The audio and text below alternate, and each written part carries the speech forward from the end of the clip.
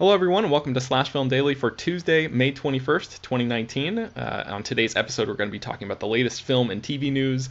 My name is Ben Pearson. I am the senior writer at SlashFilm.com, and joining me on today's podcast is Slash Film weekend editor Brad Oman Hey, that's me.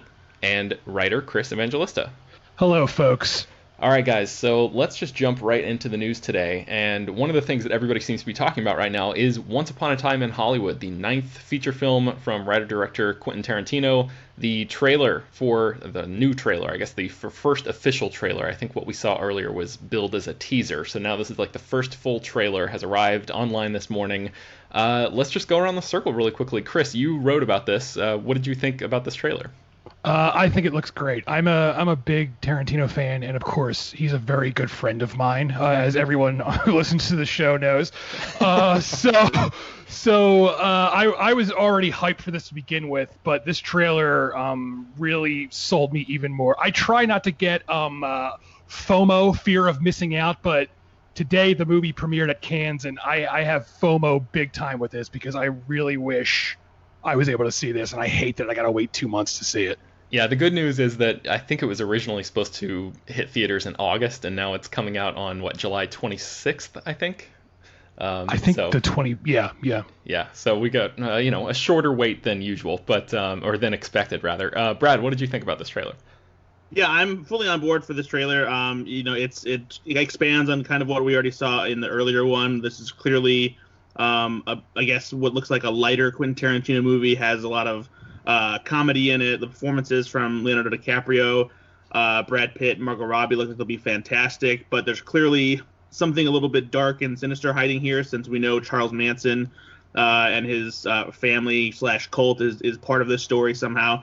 So I'm really interested to see how this all connects into a singular story. Yeah, I think it looks, just tremendous. I can't wait to see it. I am shocked at how excited I am for it because, we've been covering this movie for a long time and we've even seen some footage from it. But that earlier trailer didn't get me as hyped as I am right now. I think this is just like an exceptionally well edited trailer, and it really showcases what appears to be the full breadth of this story, and as you mentioned, Brad, hints at some of that darkness that I'm sure is going to be in this movie. So yeah, I'm very excited about it. I do wonder too if maybe the character that Leonardo DiCaprio was playing in that Nazi movie has some kind of ties to the quote unquote real people in Inglourious Basterds. Yeah, obviously it that imagery recalls that, but Yeah, I had that same. My actual thought was like he's starring in a movie about the quote-unquote historical event from Inglourious Basterds. That's actually was my very first thought when I saw that shot. That would be pretty cool and very Tarantino. He loves that kind of shit. So, I would not be remotely surprised if that ends up being true.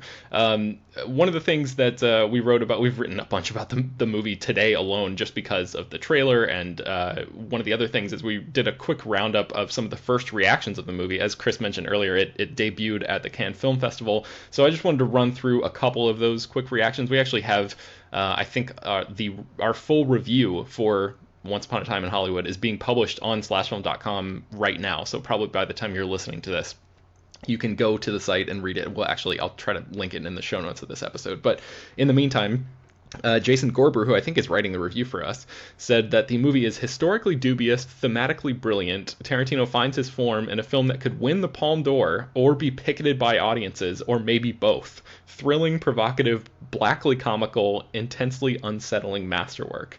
Joe Utichi says, Once Upon a Time in Hollywood is so gloriously, wickedly indulgent, compelling, and hilarious. The film Tarantino was born to make. The world is a more colorful place in Tarantino's Twilight Zone. Round 2, please. So yeah, that's basically the tone of a lot of these early reactions. A couple people have said, for example, Tim Grierson says, like a lot of recent Tarantino, this is baggy, self-indulgent, fascinatingly its own thing, and ambitiously conceived. Of course it's accomplished, sometimes dazzlingly so, but it ends up being as hit or miss as his last few. So for me, somebody who really has enjoyed a lot of Tarantino's work, and especially his last few movies. I feel like The Hateful Eight is like sort of an unheralded or underappreciated masterwork from him. The idea that this is as good or maybe better than that is very exciting to me. So I guess just to in the interest of brevity, let's move things along to one more Once Upon a Time in Hollywood story, and that is a couple of details that we learned about the movie itself. As these reviews come out, I'm sure we'll be hearing a little bit more about this movie, but there was a really good Esquire, I guess, what would you call it, Chris? Just like a Q&A? It's like a profile of Tarantino, DiCaprio, and Brad Pitt just all sitting around in one room, like shooting the breeze. It's a really good read. It's very interesting to just hear them all talking, and we're not here, but read them all talking, and I would highly recommend it. Yeah, so in that big piece, a few details about the movie were released, and Chris, you wrote about them. So what do we know now? Yeah, so if you've been following this movie, you know it's got a huge cast. It's one of the biggest casts in recent memory, like even bigger than like of recent Avengers films, it feels like to me. And I know I was wondering, like, how do all these people fit in the film? Like, how is he gonna focus on all of them? And while this article doesn't answer that specifically, it does reveal something we didn't know before, and that is that the film takes place on 3 specific days, acting as your standard 3-act narrative. It's kind of like the Steve Jobs movie, how that took place on 3 specific product launch days. So the first day is February 8th, 1969. The second day is February 9th, 1969, and then the final day is August 8th, 1969, which anyone who knows true crime or what have you will know that's the day the Manson family went to Sharon Tate's home and killed everyone there. So it's 3 specific dates. The first 2 stories, if you want to call them that, focus on Brad Pitt and Leonardo DiCaprio's character, and then the final story is focused on Margot Robbie's Sharon Tate. So even though the film is star-studded, these 3 characters are kind of like our guides into this world, and I'm guessing all the other cast members will be bouncing off them. That's really fascinating that there's a 6-month time jump in the movie. I had not expected that. I sort of expected, I didn't expect the plot to be delineated that specifically, but it's odd that I wonder if there's something historically significant about those other days. Tarantino is such a student of this period of Los Angeles, and it seems to have made a huge impact on him and even in his personal life. And I wonder if there's something specific about those days where something happened in the world or in the city that he wanted to include in there. Chris, do you have any thoughts about that? I don't know the specific why he chose those dates. My only guess is, and I should probably do more research on this, is that it has something to do with Sharon Tate and Roman Polanski moving to that area where they lived, because the plot of the movie involves Sharon Tate being Leonardo DiCaprio's character's next door neighbor. So I'm guessing in real life, Sharon Tate and Roman Polanski moved to the house they were in sometime in February, and that's where Tarantino introduces them as their neighbors, and then he comes back to them in August. Yeah, might be. Interesting. All right, well, so from one story that takes place in 1969 to another, Brad, Dan Aykroyd has written a Ghostbusters prequel show that is set in 1969. What do we know about this? Yeah, so obviously there's a new Ghostbusters movie coming up in 2020. It takes place after the events of Ghostbusters 1 and 2, in pretty much in real time after the events of those movies. It doesn't take place in the same universe of Ghostbusters Answer the Call, because those 2 movies are set in different universes. And it seems like that 2020 movie might be the launching point for what Dan Aykroyd and Ivan Reitman and their Ghost Corps production banner hopes will be, I guess, like a new series of different projects based around Ghostbusters.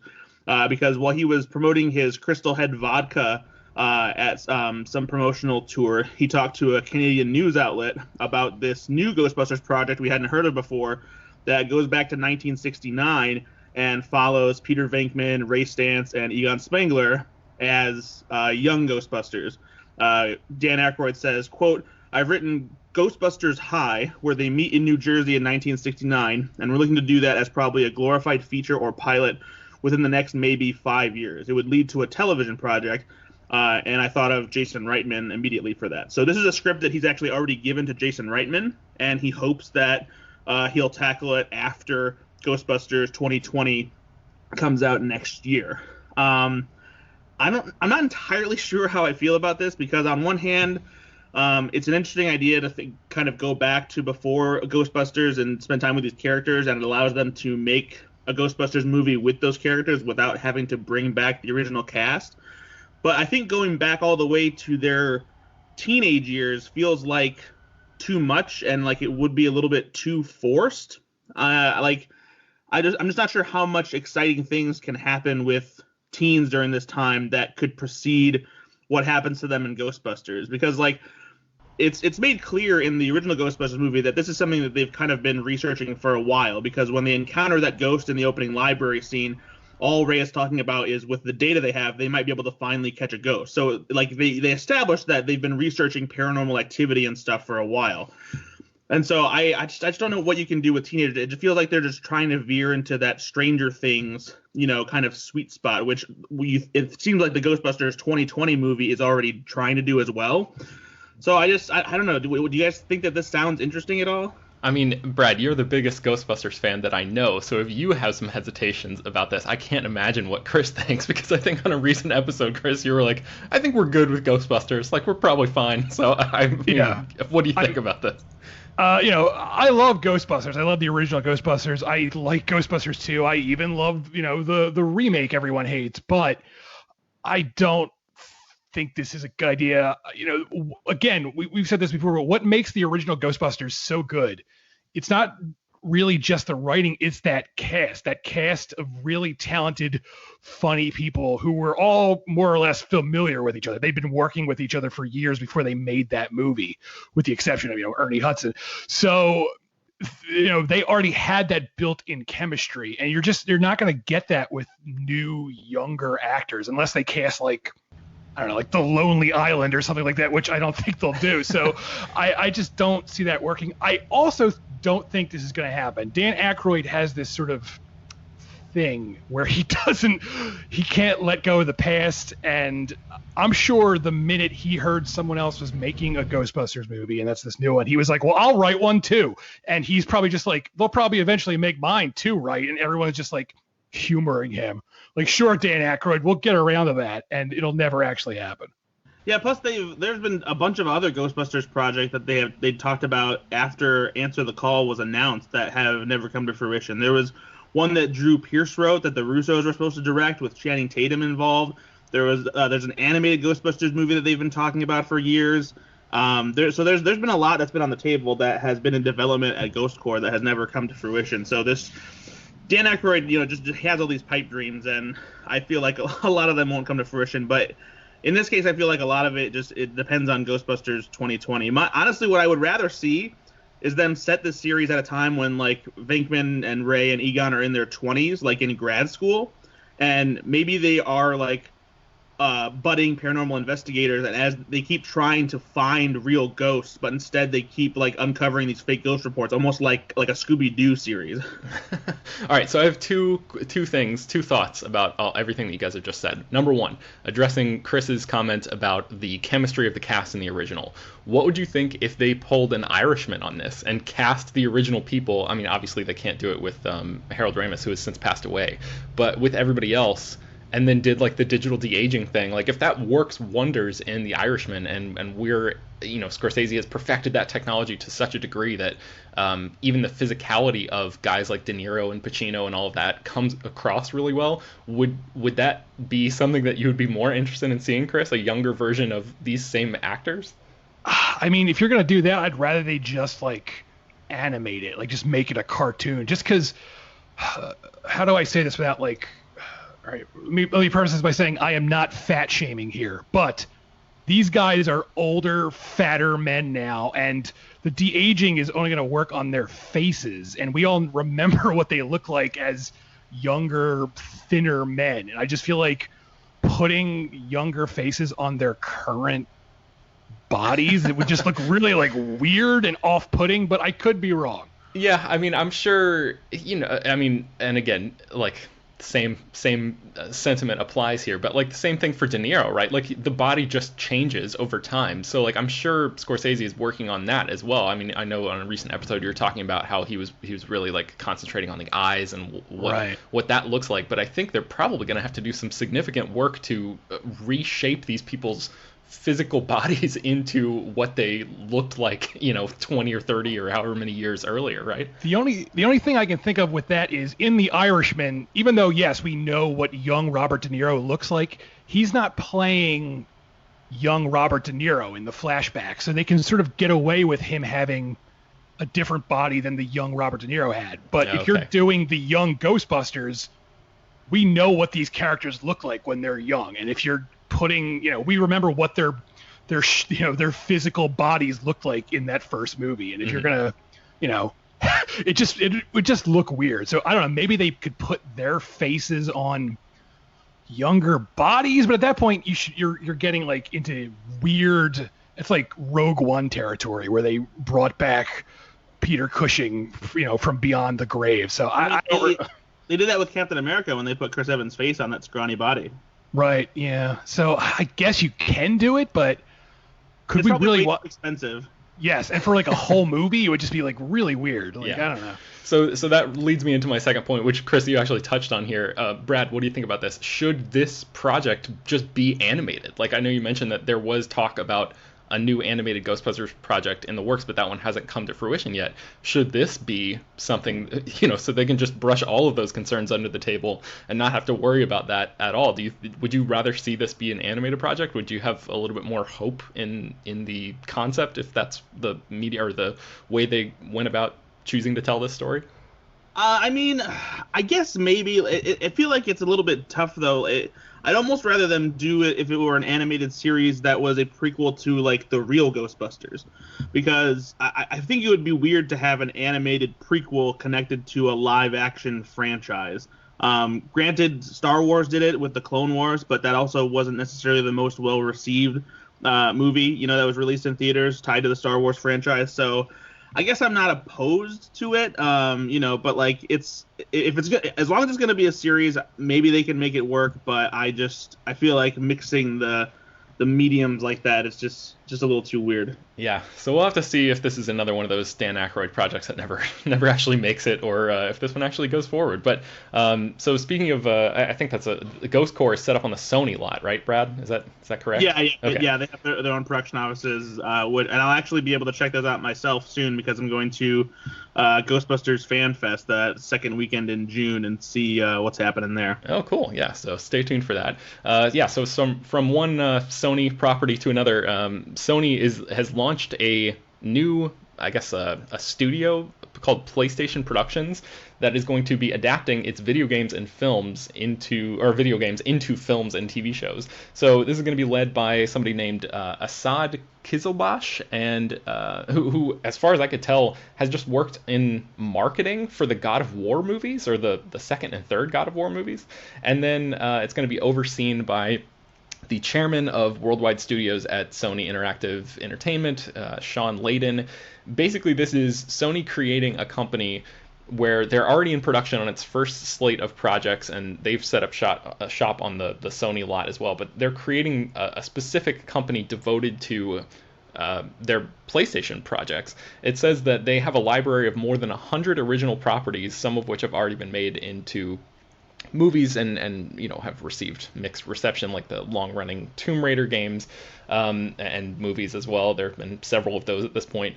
And the whole thing is, instead of licensing out their IP to other studios, they have such a knowledge of how these PlayStation games work and how the PlayStation community interacts with them and the aspects of them that resonate with this community, that they are basically just trying to do everything in-house themselves. The Hollywood Reporter broke this story, and they mentioned that this might help the company avoid disasters like big budget efforts like 2016's Assassin's Creed or Warcraft that bombed at the box office and generally got pretty weak reviews. But the thing about that is, Ubisoft, if I'm pretty sure this is correct, I have not looked this up, but I think I remember writing about this at the time, that Ubisoft created, which is like the company that makes the Assassin's Creed games, they created their own movie studio. Like, they basically did the same thing that PlayStation Productions is doing here for the same reason. Like, they created their own sort of spin-off film branch of the company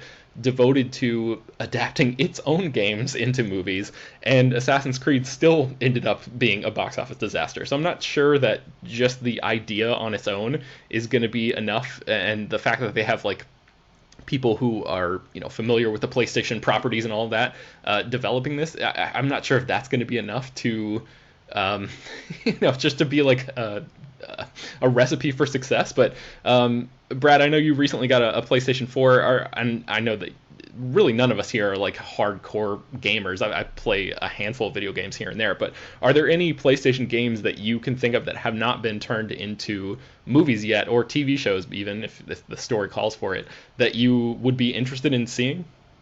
Gosh, I don't know. I mean, there are so many cool video games that have interesting concepts, but it's hard to turn those concepts into a movie that will be satisfying to players and fits the parameters that you need to make a good story. I feel like maybe the most accessible one is probably God of War, because that has such an epic story at its center. But at that point, are you just remaking the cinematics that play within the game itself? Last of Us is also an interesting concept. But again, that brushes so close to being familiar to other zombie movies that there's nothing that like immediately calls out to me that's like, oh, I need that movie. So I don't know. It's just video game movies have been so disappointing for such a long time that I don't know. I don't trust anybody to do it right.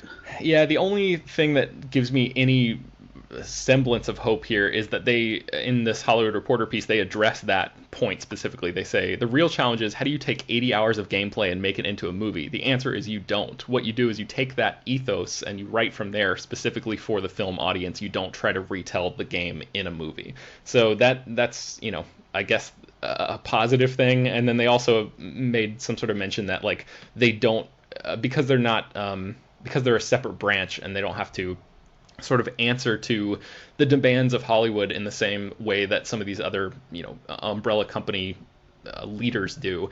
It says we don't have to rush to market. We don't have a list of X number of titles must be done in this year. None of that. The company has been very accommodating to our ambition around this to grow this in a measured, thoughtful way. So it sounds like they're really going to take their time and try to pick the right people involved in whatever projects they end up working on. So we'll have to track this as it goes. But I just figured, since this whole thing was just announced, it would be worth bringing up and letting everybody know that this is supposed to be happening. So we'll see if they can fare maybe a little bit better than Ubisoft Productions or whatever their branch was called. In the meantime, let's talk about something that I think took all of us, I think it's fair to say this took all of us by surprise, this announcement that a True Lies TV show is coming to Disney+, and it's from a surprising source. Chris, what do we know about this? That source is Mick G., the director of the Charlie's Angels films, the original ones. And in writing this story, I actually learned that he's been sitting on a True Lies TV show since at least 2017. I guess everyone just forgot. But back in 2017, Fox was trying to make their own True Lies TV series, and he was going to direct the pilot. He wasn't writing it. He was just directing the pilot. Now, years later, that property is going to end up on Disney Plus because, of course, Disney now owns 20th Century Fox. And Mick G isn't just directing, he's like developing the series. So it's gone from him just having, a directorial role to being the guy shaping the entire show. So he's turning the James Cameron action movie True Lies into a TV series for Disney Plus. So, Chris, I think it's probably fair to say, especially since you cover a lot of the streaming stuff, that you're going to subscribe to Disney Plus. It's at a pretty low price point, and there's just so much content there. Would you be interested in watching a True Lies show? Man, I don't know. I really like True Lies the movie. I think it's great, but what makes it great is all the elements that this series won't have. What makes it great is, Arnold Schwarzenegger and Jamie Lee Curtis and James Cameron, and none of those people have anything to do with this show. I mean, the concept is fine, and other shows have already done the, spies living a secret life. I mean, The Americans is basically that without comedy. So it's not like it's not a proven idea. You can make that idea work. I just don't know if he'll be able to compare to the movie. Yeah, and the Bill Paxton role in the original True Lies is so great too. I can't imagine somebody else trying to step in and fill a similar part if they end up doing more of like a straight adaptation. Right. Yeah. Brad, what do you think? Are you into the idea of a True Lies show? Do you think this property is worth expanding on in that way? All I know is when I think of great American action, I think of McG. I mean, Charlie's Angels Full Throttle, the music video for All Star by Smash Mouth. These are all classic movies and projects with so much action and flavor and style. I can't imagine anybody doing True Lies better than McG.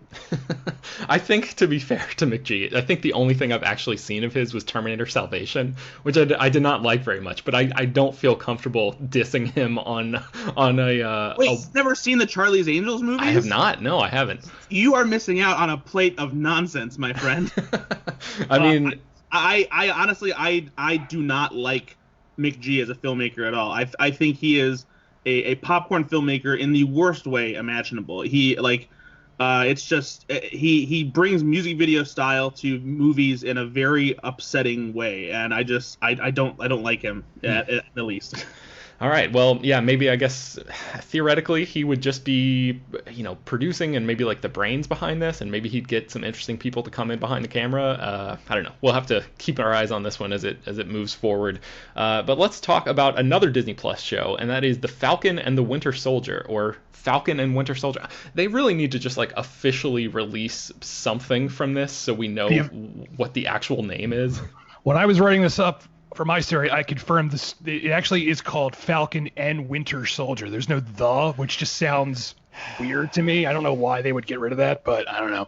Great. Thanks a lot, Deadline, who referred to it as The Falcon and the Winter Soldier. All right, so let's refer to it by its real thing, Falcon and Winter Soldier. So this is a show that obviously will star Anthony Mackie and Sebastian Stan. They're going to be reprising their roles from the Captain America movies, and we don't really know many details about this series yet. We know it's going to be 6 episodes. It's going to be airing on Disney Plus. It's going to be a canonical story that actually matters to the world of the Marvel Cinematic Universe. But now in a new report that broke last night, the project has a director in the form of Carrie Skoglund, who has directed a bunch of episodes of The Handmaid's Tale on Hulu. She's directed The Walking Dead. She actually has worked in the MCU before, directing an episode of the now canceled Netflix show The Punisher. So there's that. And in addition to this director news, which I think is pretty cool, I think Skoglund is a really good director, especially in those Handmaid's Tale episodes. So I'm interested to see what she does behind the camera there. But in addition to that news, there's also some casting news for the show. So obviously Mackie and Stan are coming back to reprise their roles, but according to Deadline, Daniel Bruhl and Emily Van Camp are also in talks to reprise their roles in this miniseries. Daniel Bruhl played Baron Zemo in Captain America Civil War, and Emily Van Camp played Sharon Carter, aka Agent 13, in I think 2 of the Captain America movies, Winter Soldier and Civil War. And those movies really tried to make us think that Sharon and Chris Evans' Captain America / Steve Rogers were going to be a romantic pair, but it didn't really work very well. Sharon Carter is Peggy Carter's great niece, I think, is the way that the family tree works there. But in terms of Daniel Bruhl playing Baron Zemo, he was left alive at the end of Civil War. But Brad, I know that you're constantly covering superhero news for Slash Film. What do you think about the re-emergence of Baron Zemo? What sort of role do you think he could play? Because he was basically the guy who orchestrated the schism between Tony Stark and Steve Rogers in Civil War. He was left alive, but what do you think about his potential role in this show and maybe like where it places it on the timeline? So he obviously gets apprehended at the end of Captain America Civil War, and we're left to presume that he's being held captive somewhere and alive. And if the show is going to focus on Falcon and Winter Soldier, we probably have to remember that what Baron Zemo was doing in Captain Civil War tied into Winter Soldier, because when he starts off the movie, he's looking for that ledger so that he can activate Winter Soldier and use the brainwashing technique that S.H.I.E.L.D. used to keep him active as an assassin. So if anything, maybe in Baron Zemo's time that he spent trying to track down this ledger and find Bucky and enact this plan, there's some things that he knows that whatever Falcon and Winter Soldier, whatever mission they have, whatever they're trying to figure out, maybe he has information that they need, and it's a situation like with the show Blacklist on NBC, or like with Hannibal, where they need somebody who is dangerous, who's kind of this crazy person to help them get done what they need to get done, because he's the only one who has the information they need. Yeah, that sounds like as good a theory as I've heard yet. We know that Malcolm Spellman, who is writing, or was a writer on Empire, is writing this series, and that the show is going to be arriving on Disney Plus in August of 2020. So that's, I think, the first time that we've gotten an official release, or I don't know about official, but that's what Deadline reports anyway. Disney Plus has not officially said that, but August 2020 is what they appear to be targeting that date. But Chris, you wrote a little bit about this show yesterday because Sebastian Stan, I guess, was doing some sort of interview, and he talked a little bit about what we can expect from the Bucky Barnes character in this show. What did he say? So his quote was, "I think it's time for Bucky to go out there and have an identity outside of the circumstances that we've met him through." So I don't know. He might do all kinds of things. He might even go on a date. I don't know. Scary world out there, apps, things like that, and so on. That's the quote.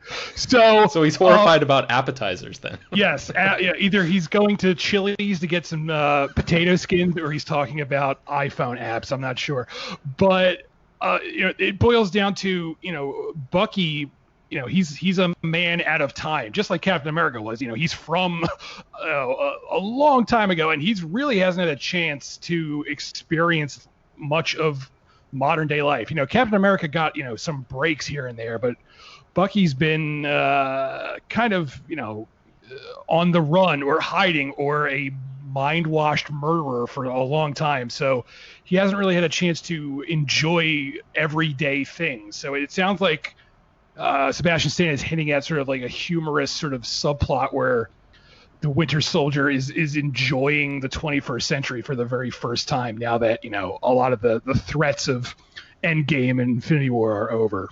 Yeah, that sounds like something that, certainly the movies don't have time to get into, but that's kind of like the ideal playing field for these Disney Plus shows, right? Like the idea of exploring those downtime moments for these characters and fleshing these characters out a little bit more. Brad, what do you think about Bucky's or Stan's comments about Bucky here? Are you looking forward to the show? Yeah, I think maybe he's being probably a little bit more lighthearted about it than the show will dive into. Yeah. I can imagine we'll get an entire episode of where he's using Tinder or something like that. But yeah, like Chris said, Bucky's a man out of time, just like Captain America is, and we only really got a taste of how Captain America adapted to modern life. In the beginning of Winter Soldier, we see that he has that list of things that he's trying to check out and get through, so he understands more pop culture references and experiences more music and film. So I think there's definitely an interesting angle with that to be explored there, especially, if giving Bucky another human relationship to have other than the one that he had with Cap. So there's a lot of potential to do some cool things with Bucky as a character. Yeah, I think you're right. August 2020 is when the show is supposed to arrive, and Disney Plus, the new streaming service, is going to be launching on November 12th, 2019. So keep your eyes peeled for that. And I think that's going to bring us to the end of today's episode. Where can people find more of our work online? Chris, let's start with you. I'm at /film every day, and I'm on Twitter at CEvangelista413. Brad? Also on /film all the live long day. You can also check me out on Twitter at Ethan_Anderton, and also on my own podcast, Go Flix Yourself. I am also on /film.com. You can find me on Twitter and Instagram at Ben Pears, and you can find more about all the stories that we mentioned on today's show at /film.com and linked in the episode notes here. /Film Daily is published every weekday, bringing you the most exciting news from the world of movies and TV, as well as deeper dives into the great features you can find on the site. You can subscribe to the show on iTunes, Google Podcasts, Overcast, Spotify, all of the popular podcast apps out there. And feel free to send your feedback, questions, comments, and concerns to us at peter@slashfilm.com. And if you do that, make sure to leave your name and general geographic location in case we mention your email on the air in an upcoming episode.